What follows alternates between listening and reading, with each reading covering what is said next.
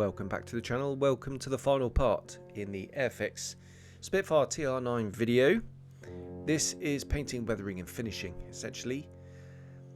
All starts off with a primer. My go-to primer is the Tamiya Fine Surface Primer. Decant it into the airbrush. Sometimes add just literally a drop or two of thinner, and it goes down beautifully smooth. You don't need to polish it, you really don't. It's lovely stuff. I sort of never used to prime, but definitely with a model such as this, where you've got bits of photo etch and all that kind of stuff, I just think it's a good idea, and I always prime now, just for belt and braces if anything. Anyway, there we go, nice smooth glossy coat as you can see, and we'll let that dry back.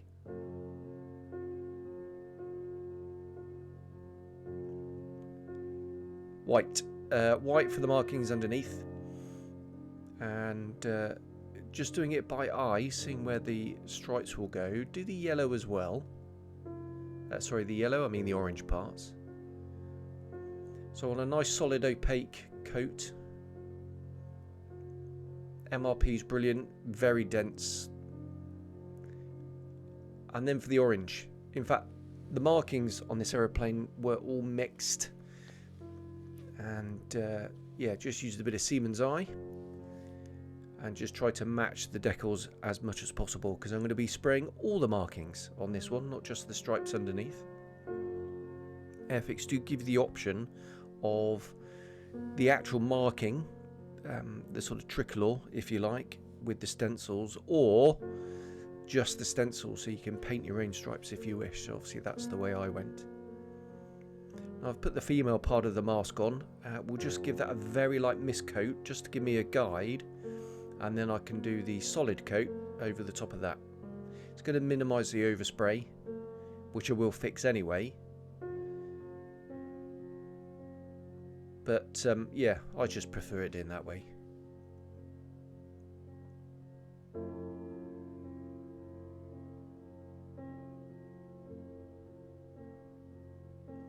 And there you can see, hopefully, in the light, all that beautiful rivet detail still coming through. These are the paints I use for the green. I'm sorry I can't give you the matches, I just did it by eye.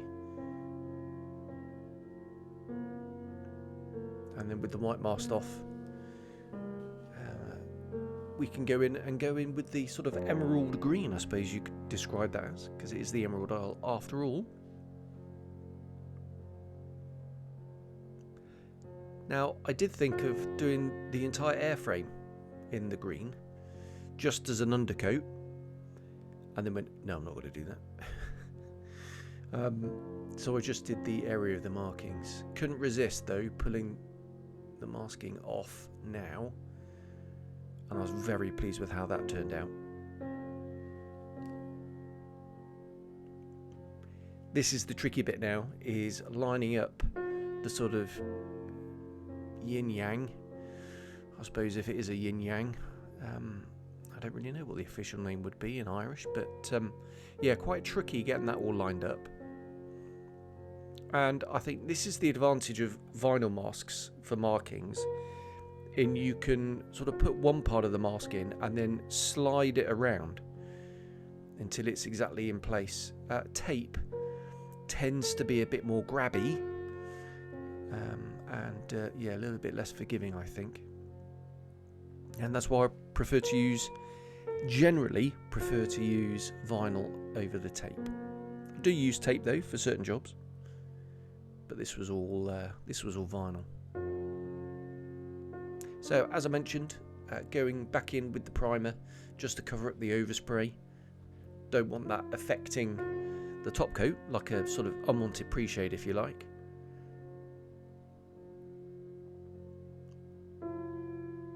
For the roundels, I had cut a couple of circles that I could put over the top just to go over the join between the two colours, because what I didn't want to do is end up with a sort of ghost line in between them. So that just blocks that off. These are the two colours. It's mainly XF71 with some of the green in, but that to my eye was too green. too deep a colour, and I wasn't really happy with it. So I decided to lighten it considerably, thin it down, and then go in and sort of mottle over the top. And what this did is it would correct the tone of the green, whilst at the same time adding some sort of fading and weathered effects. Now, it might all look a bit too over the top here, but you know, bearing in mind there's going to be varnish coats and things over the top, and some other weathering, filtering, that kind of thing. So I tend to exaggerate this ever so slightly first, knowing that it's all going to get blended back a little bit later on. But it achieved the aim. It corrected the tone, and it added that layer of sort of paint fading. Now, these aeroplanes were essentially very well maintained. They didn't really suffer that much from paint fading. I mean, they're not exactly operating in the desert, are they? Ireland is known as the Emerald Isle for a reason. It's really quite wet. So yeah, not too much paint fading effects. I am there just going in, just blending it a little bit further. But I was really pleased with how that turned out. As I say, it might look a little bit exaggerated, but it will all get knocked back, as you will see in a minute.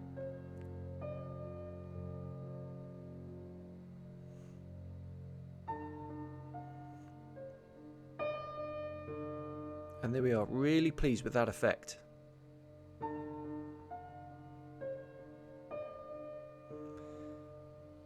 Now you can see here that I have painted the black walkways, just masked and sprayed.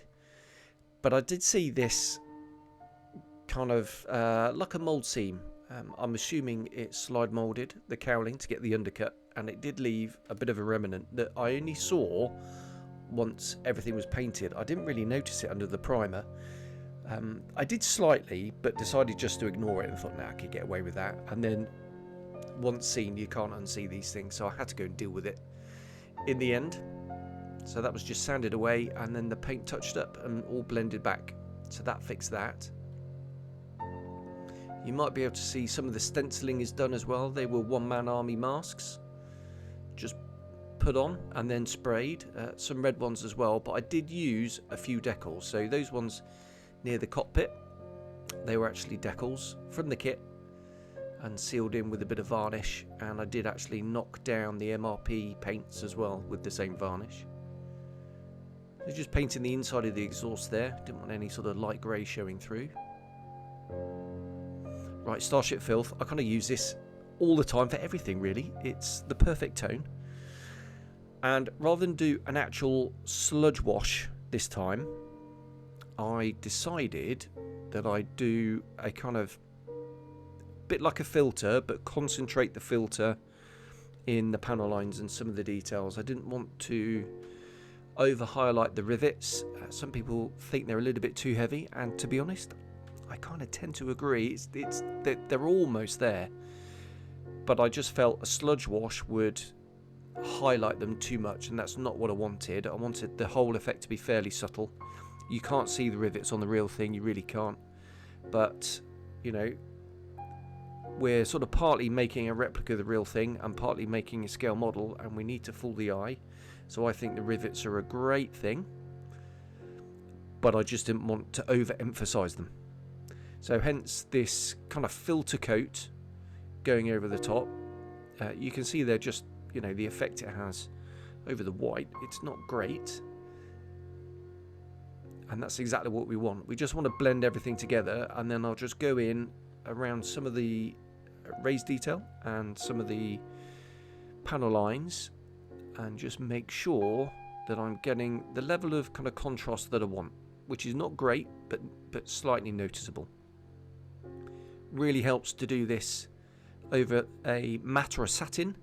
This is a kind of satin finish, so it's flat with a bit of shine, so that'll soak up the filter and just allow you to play with some of the effects as well. Like I say, don't have it too heavy. You can see how thin it is.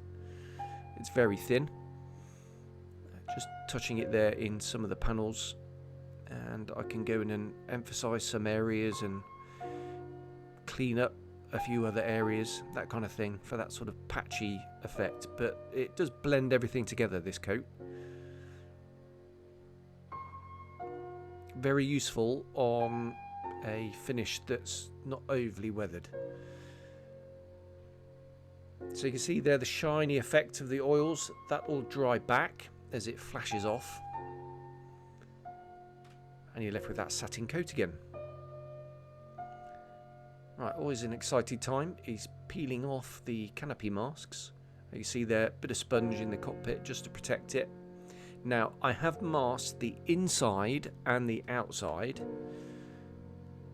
I left the windscreen internal masks on. Obviously, the bit behind the front seat pilot, the inside, you're going to have to remove the inside masks before you put the clear part on. But the rest of it you can leave in place, especially the front windscreen, because there's no gun sight. Just using a cocktail stick there just to scrape away a little bit of hazing that I got from some of the varnish that had just sort of crept under the mask. It's my fault for letting it lift up.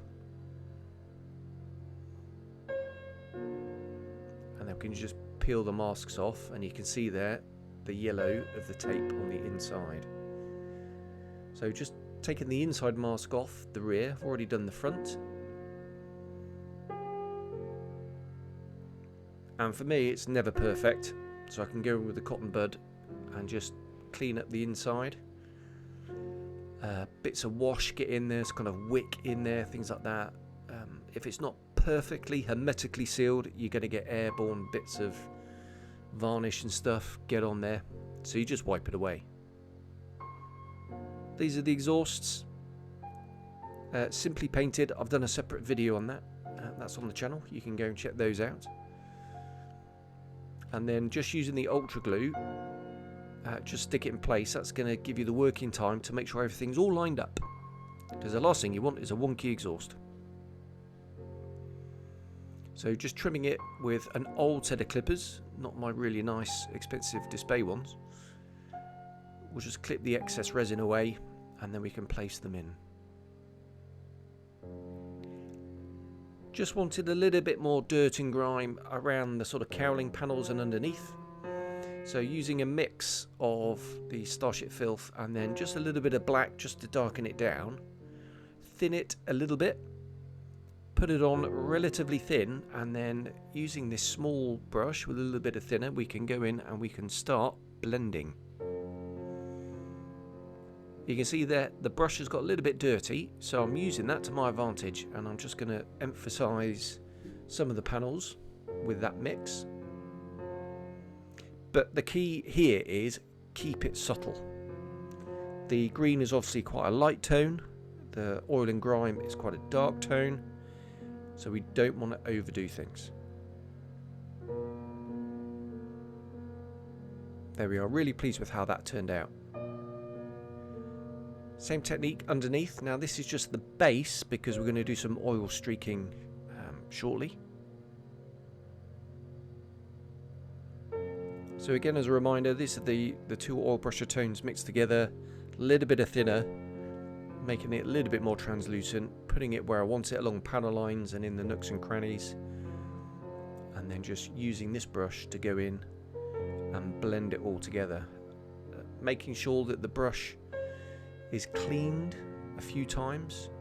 As you saw before, you can use that to your advantage, but yeah, you don't want to keep it too dirty. Alright, just got this oily tone here, and just going to brush that in neat, and then when I'm happy with the effect, we can moisten the brush and start streaking. And again, I didn't want to go too mad here. The Irish Spitfires were very well cared for, and I kind of wanted to bit this maybe after a couple of days of heavy use, maybe just before the weekend. So the ground crew are going to give it a good clean before she's put away. So I didn't want to go too mad. But, you know, there are photos out there of the underside of Spitfires and you think, how is that thing still airborne? Really minging.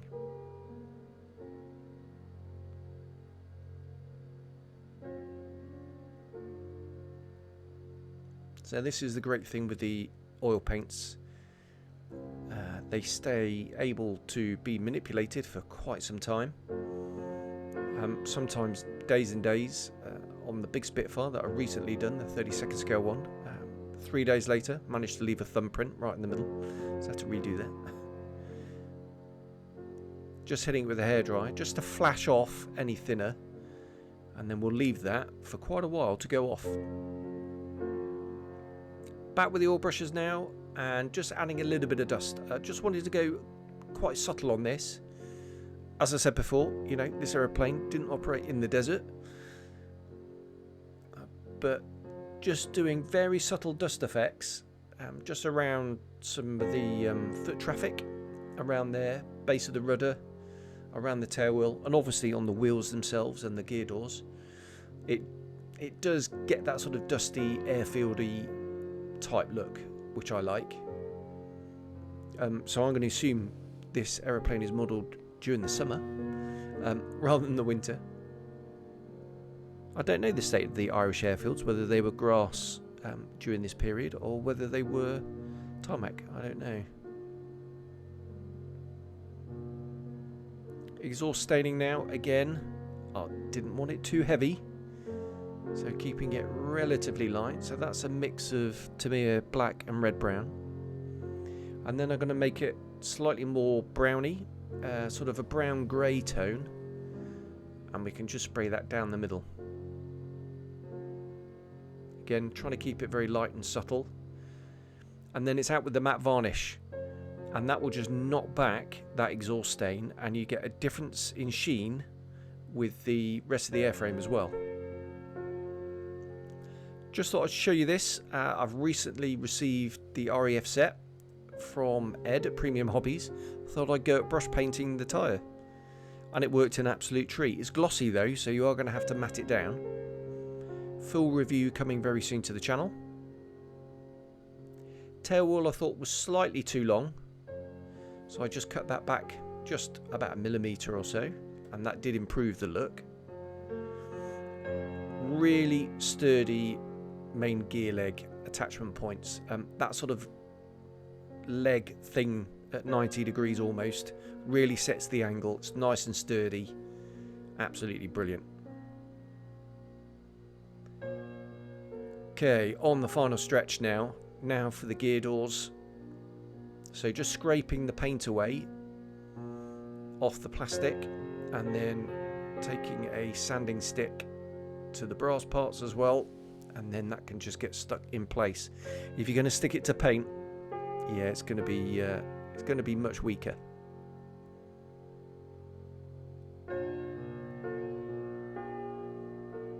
So there we go. There is the little sanding stick, just roughing up the brass, and the super glue likes a rough surface. It's going to really grab. Tiny bit of glue, that's all you need.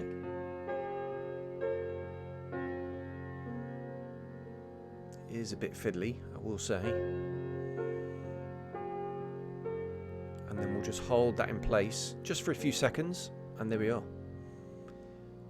And they look really good. Shame the crowbar's a bit too fat, but I'll know for the single seater when I get that one. Right, here's a little bit more dust going on. As I said, wheels, tail, base of the rudder, and then just using a dry finger just to do a bit of wipage.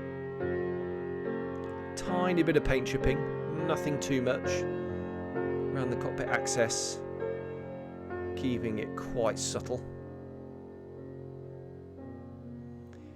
Right, always satisfying this, removing the canopy masks.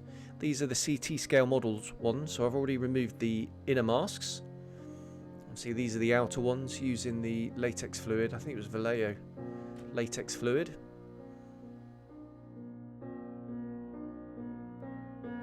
Pleased with that.